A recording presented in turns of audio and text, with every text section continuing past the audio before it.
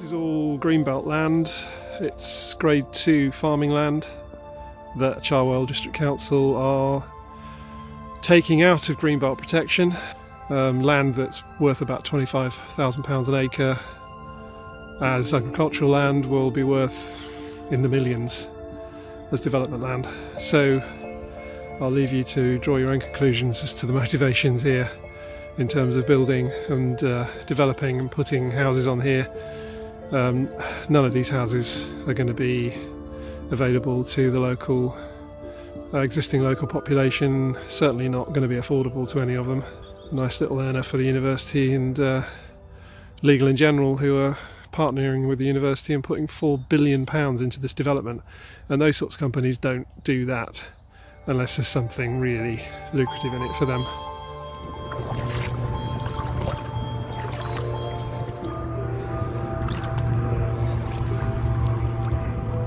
This is the area that apparently will be the green corridor after these houses are built here. This will be the only bit of green space left, although right now it's more muddy brown waterlogged space. This is the sort of place, as you can see, it's way up, almost halfway up my wellies here.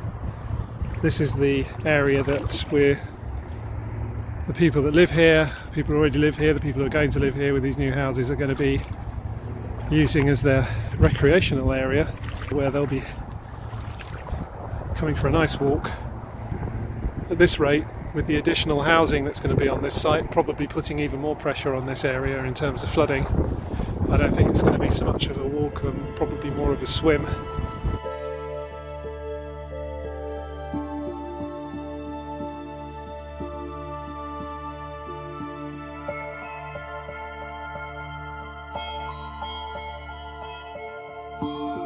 So rather than needing wellies, I think people that are going to be living here, people who are living here now and who will be living here in the future, would be better off bringing an aqualung rather than a pair of wellies. And right there is the pumping station for Begbroke that was presumably put there to alleviate this problem in the past, but it seems seemingly unable to cope with the levels of flooding we're getting now, and presumably will be much worse in the future with climate change.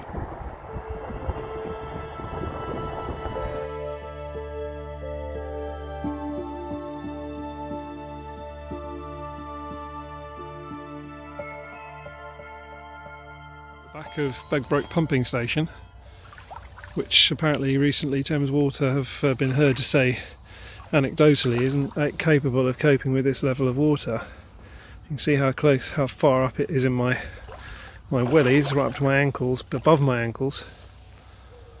And there's a reason there's a pumping station there, and a whole set of culverts along the edge of this field is because it regularly floods.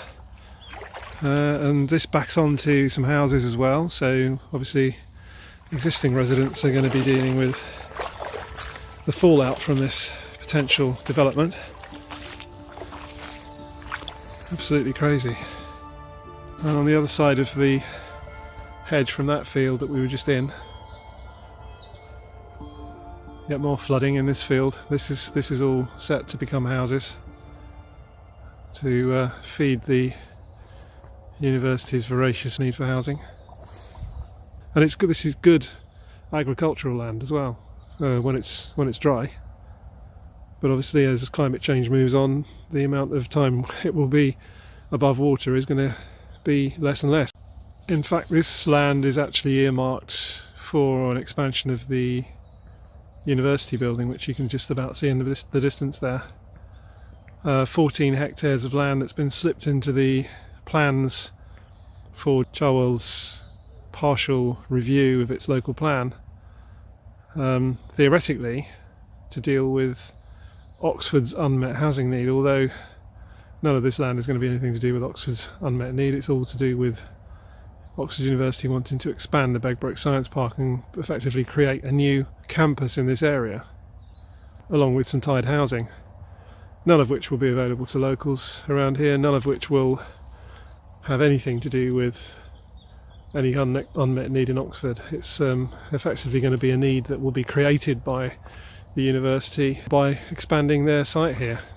Of the 1,950 houses that are going to be built here, at least 1,000 of them are going to be ring fenced for the university, with those 1,000 houses will theoretically be classed as the affordable, in inverted commas, element of this housing. So locals won't get a look in, and people that need housing in Oxford, presumably, even though they'd have to commute from here to Oxford, won't get a look in either, because it will all be ring fenced and earmarked as tied housing for the university when they expand the science park, as far as I can tell.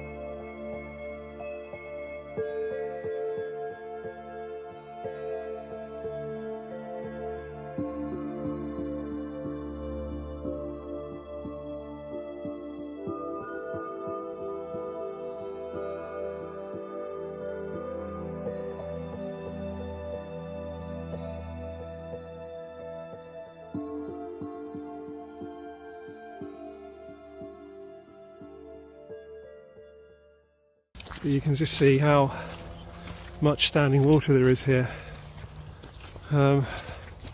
This is a concern that many people have in this area, including the local MP, Leila Moran. And with the amount of flooding that we're getting now in this area, it's a game changer. If the housing goes ahead here, which if the Conservatives on Cherwell have their way is probably a done deal, this is what they're going to be competing with. And this is the sort of, once they start concreting over this and tarmacking it and putting houses on it, not only are the people that are going to be living in these new houses going to have to put up with this, but also there's going to be potentially a knock-on effect to all the local areas. My house is just sort of over that way. All this runoff is going to go somewhere. And the developers no doubt won't really give a toss where it goes, because once they've built the houses and moved on and banked the money, it won't be their problem. But you can just see again, this is just crazy amount of water here. We've not seen this in the past. It's just obviously getting a lot worse due to climate change, and obviously it's not going to get any better as we continue to build on green spaces and remove all the green infrastructure here, all these trees that are here to sequestrate carbon and offset the effects of emissions. Not only that, the additional building here and the amount of traffic and new roads and heating systems and thousands of people living here is going to add to the emissions in this area. So not only are we losing the green infrastructure, we're also making the whole situation a lot worse.